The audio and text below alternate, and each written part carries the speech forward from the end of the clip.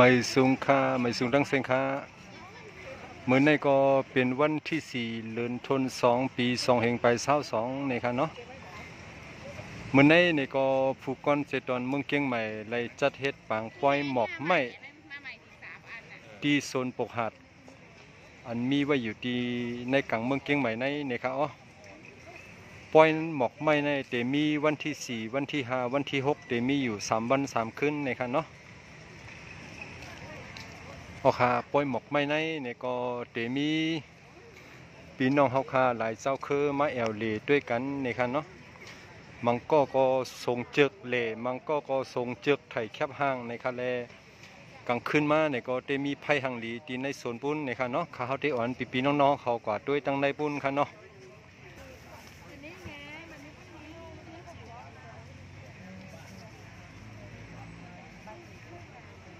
ออกคาปล่อยหมอกไม่ปีในเนี่ยก็หังหลีหังงามเต้ค่ะเนาะอันเฮาคาไหลหันอยู่ในเปิ้นเอาหมอกเสเย้าเฮ็ดไว้ค่ะเนาะตั้งปุ้นก็ได้มีอยู่แทงหลายอันค่ะเนาะเขาที่อ่อนปีน้องๆเขาก็งอกด้วยว่าตั้งหังหลีมันมีสิ่งหือหลายๆนี่นั่นเขา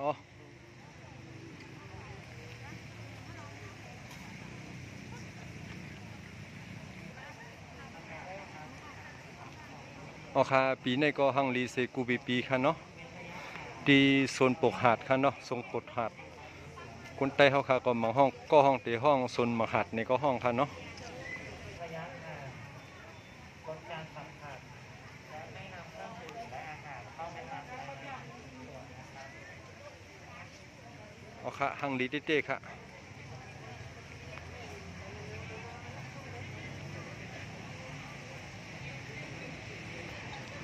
ในค่ะเนาะปีน้องๆเขาค่ะด้วยจ้อมกันค่ะเนาะหังดีหังงามค่ะในค่ะตั้งหลังบนก็เตมีอยู่แทงหลายอันค่ะเนาะ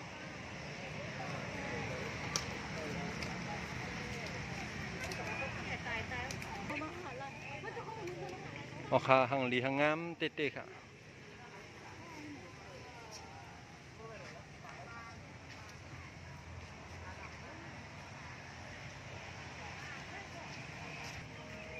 โอเคสังเสือว่าปีน้องๆเขาส่งเจือกไถแคบห้างในก็มาเหล่ด้วยค่ะเนาะหมอกไม่หังหลีหังงามค่ะเนาะกุยกับปุ่มมาได้เอารถเครื่องมาได้เจลีเสเปินค่ะเนาะก็เปิดว่าที่จอดรถอันปมีเนี่ยค่ะอ๋อ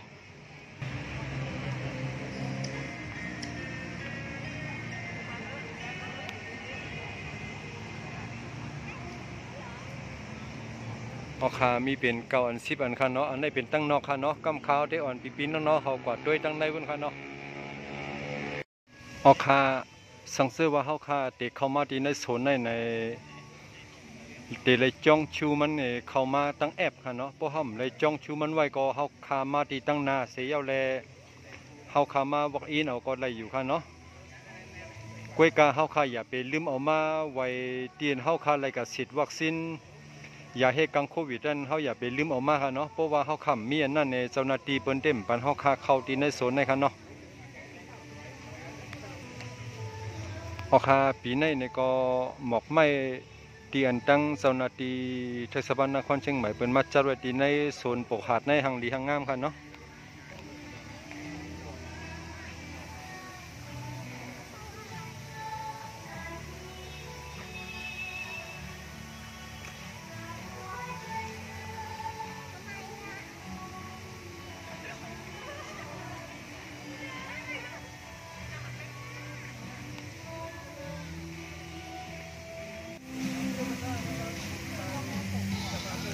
เอาค่ะหังดีหังงามค่ะ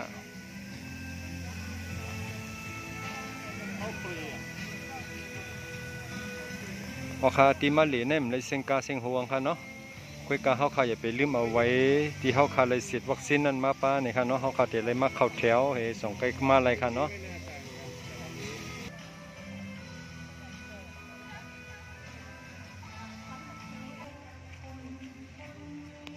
ในก็เป็นต้นข้าวที่บนเอาไผ่เสเฮ็ดไว้ค่ะเนาะ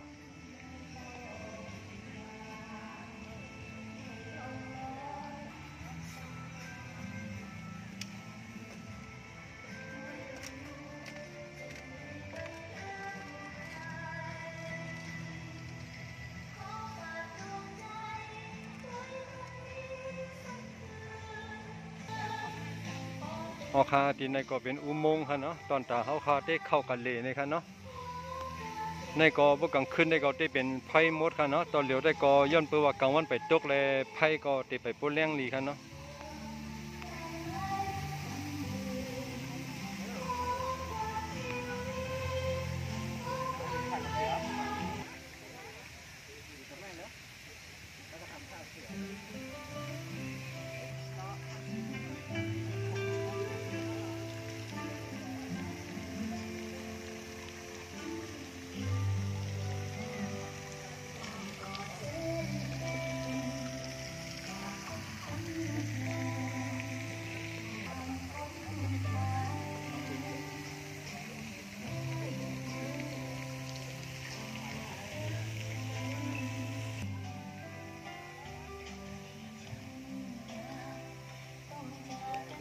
ออกคากันในก็ได้เป็นโซนหมอกค่ำค่ะเนาะโซนหมอกค่ำดอกกล้วยไม้ค่ะเนาะตั้งในเนี่ยจะมีดอกกล้วยไม้หลายเมี้ยวค่ะเนาะ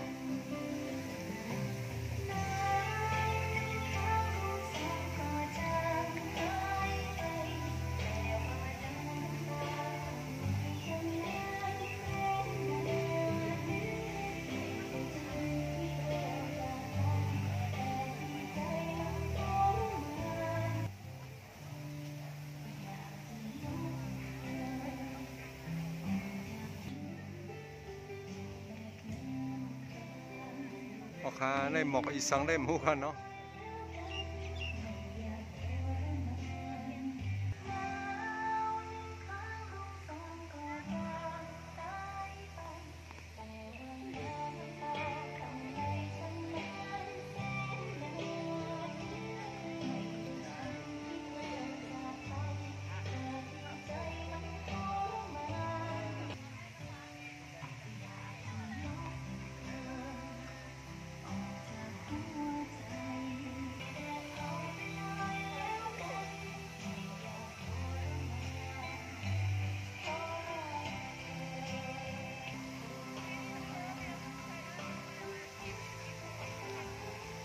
ออกคาในก็เป็นโซนหมอกไม้ป้อยโซนหมอกไม้อันมีไว้อยู่ที่โซนโปกหาดเมืองเชียงใหม่ค่ะเนาะ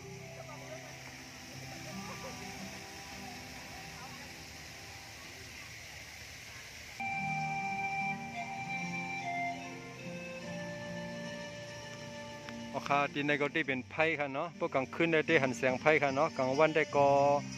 ไพ่มันไปโพแห้งค่ะเนาะ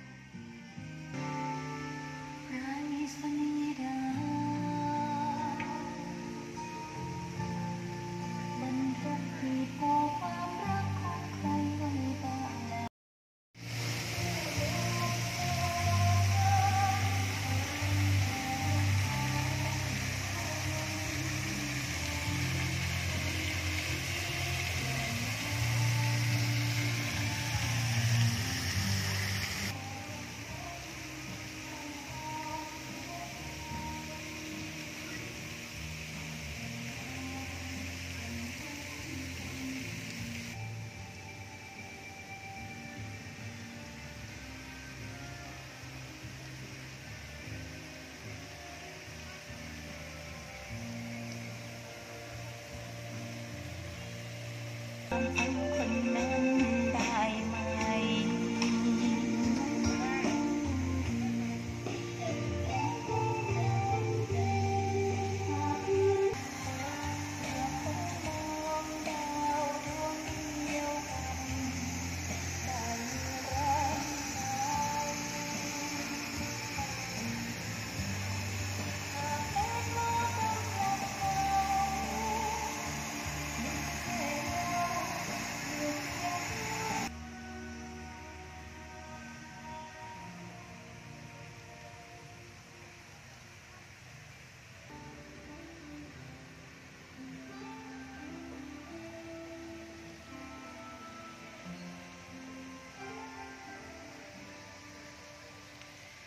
ออกคาป้อยหมอกไม้ที่โซนโปหาดเม้งเชียงใหม่นะครับเนาะเหมือนในก็เป็นวันที่4นะครับเนาะ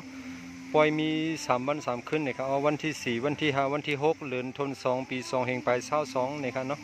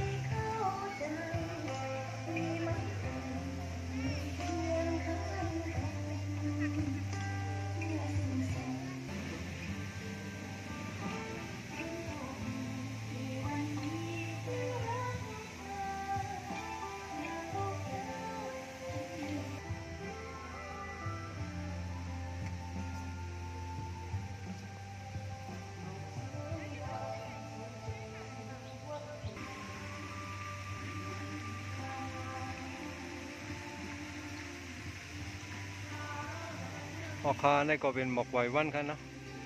ทางเลี้ยงงามครับ มะนาวครับ10 นาทีนะครับ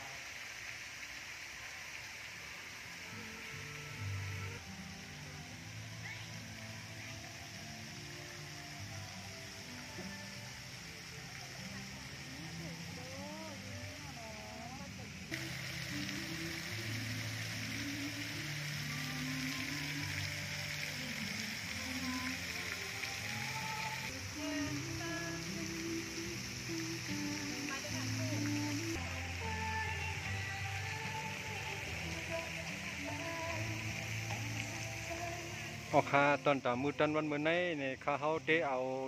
ได้ยังเหลือไว้ที่ในก่อนนะครับเนาะในก็เป็นป้อยหมอกไม้ที่ตั้งผู้กองสิดอนเมืองเชียงใหม่เปิ้นอ่อนจัดเฮ็ดไว้นะครับเนาะในวันที่4วันที่5วันที่6มีอยู่3วันนะครับเลินทน2ปี2เฮงไป22นะครับเนาะไม่สูงตั้งเซงคา